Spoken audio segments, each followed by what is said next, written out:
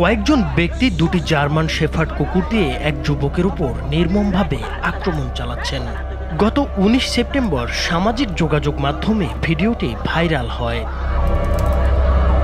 ভিডিওতে দেখা যাচ্ছে কুকুরের কামড় ও আঁচড় থেকে বাঁচতে প্রাণপণ চেষ্টা করলেও আক্রমণকারীরা কুকুরগুলোকে আরও বেশি ক্ষিপ্ত করে তোলেন।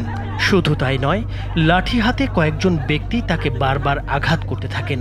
গুরুতর আহত হয়ে মাটিতে লুটিয়ে পড়ে যুবকটি অসহায়ভাবে প্রাণ বাঁচানোর জন্য চিৎকার করতে থাকেন।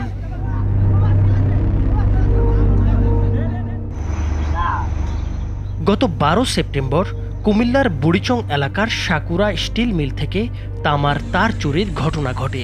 এর জের ধরে মিল কর্তৃপক্ষ দুটি জার্মান শেফার্ড কুকুর এনে পুনরায় চুরি করতে আসা ব্যক্তিদের ধরার জন্য ওত পেতে থাকে।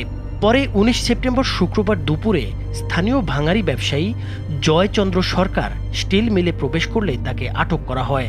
প্রথমে তাকে বেধড়ক মারধর করা হয় এবং পরে কুকুর দুটি লেলিয়ে দেওয়া হয়। এ সময় পুরো ঘটনাটি ভিডিও করে সামাজিক যোগাযোগ মাধ্যমে ছড়িয়ে দেওয়া হয়।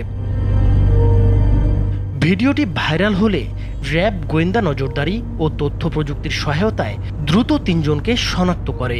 পরদিন শনিবার রাতে অভিযান চালিয়ে তাদের গ্রেপ্তার করা হয়। প্রাথমিক জিজ্ঞাসাবাদে গ্রেপ্তার ব্যক্তিরা ঘটনার সত্যতা স্বীকার করেছেন।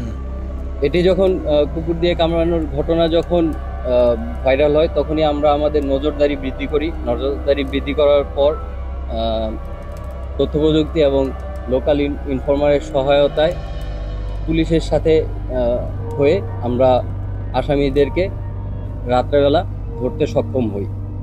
এ ঘটনায় ভুক্তভোগী জয়চন্দ্র সরকার বাদী হয়ে আসামিদের বিরুদ্ধে একটি মামলা দায়ের করেছেন।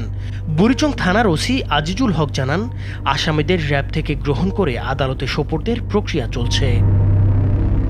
নাইমুর হোসেন, মাছরাঙ্গা টেলিভিশন।